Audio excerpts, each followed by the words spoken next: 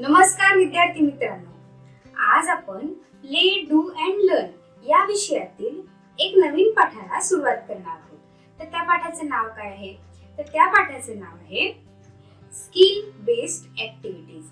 आपण पाठाची उद्दिष्ट पाहूया. पाठाची उद्दिष्ट आपण 3 भागामध्ये विभागलेली आहेत. ते म्हणजे नॉलेज, स्किल आणि व्हॅल्यू.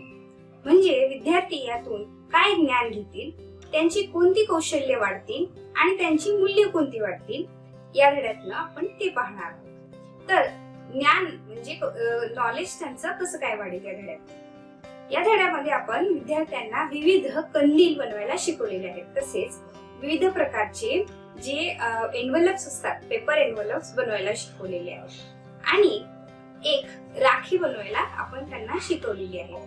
तर विद्यार्थी या धड्यातनं असे वेगवेगळे स्किलफुल ऍक्टिव्हिटीज म्हणजे कौशल्यात्मक उपक्रम त्यांना शिकता येतील.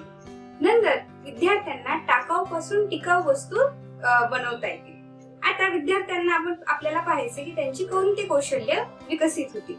कौशल्य कोणती विकसित होती?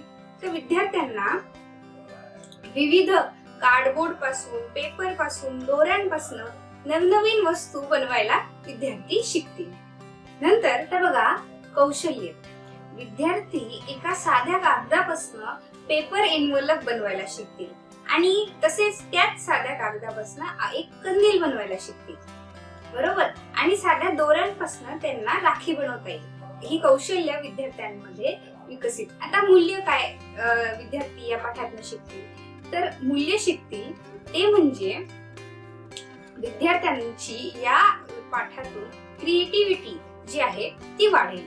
आणि दुसरं म्हणजे टाकाऊ पासून टिकाऊ वस्तू विद्यार्थ्यांना बनवायला येतील. आपल्याला आता पाहायचंय की या पाठातून विद्यार्थ्यांची कोणती कौशल्य विकसित होती. तर विद्यार्थ्यांची या पाठातून एस्थेटिक अँड कल्चरल डेव्हलपमेंट ही विकास क्षेत्र विकसित होतील. राष्ट्रीय शिक्षण धोरण 2020 नुसार विद्यार्थ्यांची सौंदर्य दृष्टी आणि सांस्कृतिक विकास हा होईल.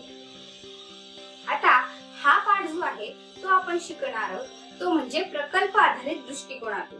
म्हणजे आपण त्यांना विविध प्रकारचे कागद उपलब्ध करून देणार आहोत आणि त्यातनं विद्यार्थ्यांना नवनवीन वस्तू बनवायला शिकवणार आहोत आणि त्यांच्याकडनं करून घेणार आहोत. तर आपण सुरुवात करूयात या पाठाला.